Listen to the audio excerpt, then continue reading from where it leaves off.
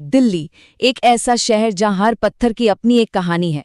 लेकिन एक इमारत ऐसी भी है जो सिर्फ एक नहीं बल्कि दो जमानों की दास्तान सुनाती है। जी हाँ, हम बात कर रहे हैं लाल किले की। आज हम इसी के सफर को समझेंगे कि कैसे ये मुगल सल्तनत की शान से आजाद भारत की पहचान बन गया। तो चलिए इस कहानी की शुरुआत करते हैं इसके नाम से ही। एक बात बताएं, जिसे हम सब लाल किला कहते हैं ना, वो इसका असली नाम कभी था ही नहीं। इसका जो पहला नाम था वो कुछ और ही था, एक ऐसा नाम जो इसकी पूरी पहचान बताता था।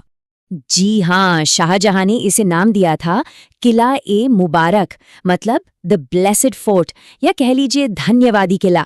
ये सिर्फ एक नाम नहीं था, ये बादशाह की ताकत और उनके रुतबे का ऐलान था।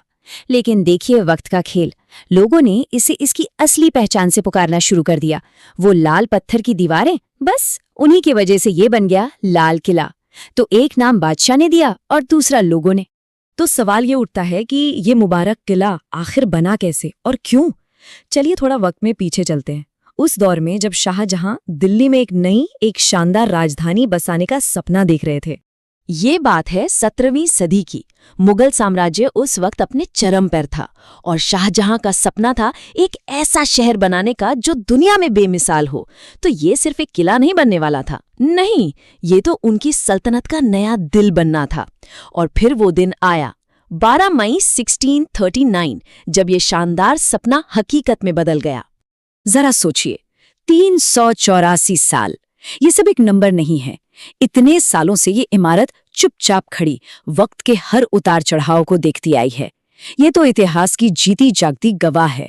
तो किला-ए मुबारक, जैसा मैंने कहा, सिर्फ एक किला नहीं था। अरे वो तो अपने आप में एक पूरा शहर था। एक ऐसा शहर जिसकी भव्यता और सुरक्षा दोनों ही बेमिसाल थीं। अगर इसकी विशालता को समझना होना तो बस ये एक आंकड़ा ही काफी है, 2.4 किलोमीटर। मतलब इसकी जो बाहरी दीवारें हैं वो लगभग 2.5 किलोमीटर तक फैली हैं।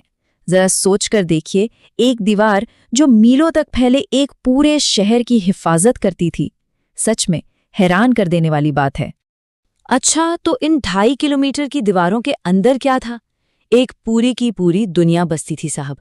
कहीं बादशाह के आलीशान महल, तो कहीं इबादत के लिए मस्जिदें, और वो दरबार हॉल जहां से पूरे साम्राज्य के बड़े बड़े फैसले लिए जाते थे।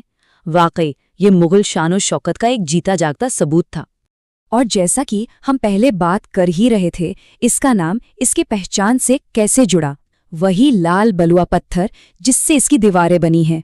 बस इसी वजह से किला-ए मुबारक पूरी दुनिया के लिए लाल किला बन गया। लेकिन कहानी यहाँ खत्म नहीं होती।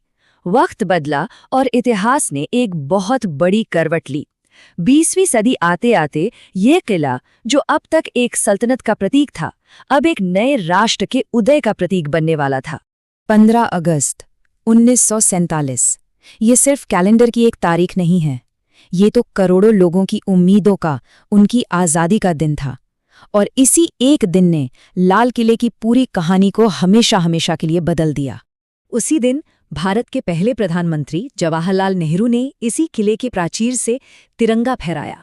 और बस वो एक पल था जब शाहजहां का मुबारक किला असल में हमेशा के लिए आज़ाद भारत का लाल किला बन गया। सोचिए, जहां कभी एक बादशाह का हुक्म चलता था, अब वहां से एक आज़ाद देश की, लोकतंत्र की आवाज गूंजने वाली थी। तो ये तो हुई इतिहास की बात। आज का क्या? आज 21वीं सदी में लाल किले का हमारे लिए क्या महत्व है? इसकी कहानी का अगला अध्याय क्या कहता है? देखिए, आज लाल किला सिर्फ एक पुरानी ऐतिहासिक इमारत नहीं है। नहीं, ये उससे कहीं ज्यादा है। ये भारत की आज़ादी का, उसकी ताकत का सबसे बड़ा प्रतीक है। हर साल यहीं से तो देश अपने भविष्य का संकल्प लेता है। ये एक तरह से वो पुल है जो हमारे शानदार अतीत को हमारे रोशन मुस्तकबिल यानी आने वाले कल से जोड़ता है। तो आखिर में बस यही एक सवाल सोचने पर मजबूर करता है। एक बादशाह के मुबारक किले से लेकर एक आज़ाद देश की आवाज़ का मंच बनने तक इन दीवारों ने क्या क्या नहीं देखा होगा, है ना? तो ये सोचना ज़रूरी है कि ये किला आज हमारे लिए असल में क्या मायने रखता है।